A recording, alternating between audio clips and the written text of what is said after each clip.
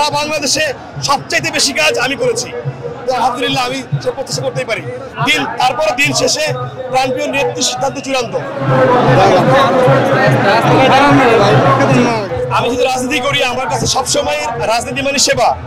তো যদি জনপ্রতিনিধি হিসেবে কোনো একটা ভালো প্ল্যাটফর্ম পেলে কাজ করার স্কোপটা অনেক বাড়ে, অথরিটি পাওয়া যায়।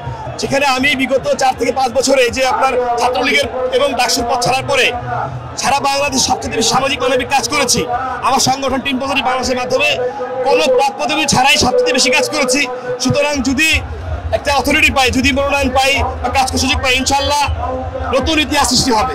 আমাদের প্রাণপ্রিয় নেত্রী তিনি জানেন যে আমরা যেভাবে কাজ করছেন, দেখেছেন তিনি ওয়াকিবহাল আছেন এবং সেটাকে উৎসাহ দিয়েছেন। এবং তিনি বলেন যে তিনি বারংবার বলছেন যারা তরুণ, যারা জনপ্রিয়, যারা জনসম্পৃক্ত, যারা বিগত সময়ে দুর্দিনে প্রয়োজনে করোনায় বন্যায় মানুষের পাশে ছিল, কাজ করেছে, তাদেরকে মনোনয়ন দেওয়া হবে। তো সেই লক্ষ্যে সারা বাংলাদেশে সবচাইতে বেশি কাজ আমি করেছি। তো আলহামদুলিল্লাহ আমি প্রত্যাশা করতেই পারি তারপরে দিন শেষে প্রাণপ্রিয় নেত্রীর সিদ্ধান্ত চূড়ান্ত। আমার ইশতেহার একটাই, স্মার্ট বাংলাদেশ বিনির্মাণে আমার নির্বাচনী আসার মাদারীপুর মূর্তি হবে রোল মডেল। প্রতিটি স্তরে কিভাবে স্মার্ট বাংলাদেশ বিনির্মাণ করা যায়, smart citizen, smart authority, smart প্রত্যেকটি সেক্টরে আমি সেই কাজটাকে বাস্তবায়ন করবো ইনশাআল্লাহ। নেতৃত্বে প্রতিযোগিতা থাকবেই, এটা স্বাভাবিক। তো আমার বিশ্বাস সে বারংবার যেটা বলা হচ্ছে, এবার তরুণদের সুযোগ দেওয়া হবে যারা কাজ করেছে। সুতরাং আমি ইতিমধ্যে প্রমাণ করেছি কাজ করেছি। আলহামদুলিল্লাহ ওরা তো অনেক ভালো করছে।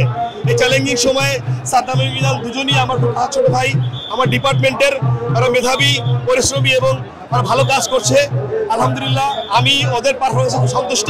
ওদের প্রতি আমার উৎসাহ এবং উদ্দীপনা এবং শুভকামনা থাকার সময় আপনি দেখতে পাচ্ছেন যে বিএনপির এই যে অবরোধ, হরতাল, এগুলো জনগণ বয়কট করেছেন।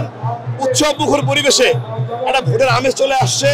সুতরাং জনগণ তাদের ভালোবাসার ম্যান্ডেট দিয়ে পুনরায় আওয়ামী লীগকে ক্ষমতা আনবে এবং উন্নয়নের যে মহাসমারোহ চলছে সেটা আরো বেগবান হবে।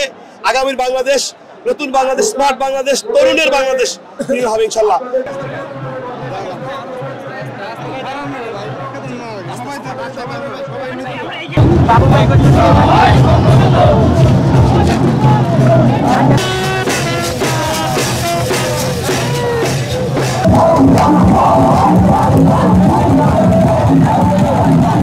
সংবাদ, ফিচার ও অনুষ্ঠানের জন্য ভিজিট করুন সংবাদ প্রকাশের ওয়েবসাইট এবং যুক্ত থাকুন ফেসবুক পেজ ও ইউটিউব চ্যানেলের সঙ্গে।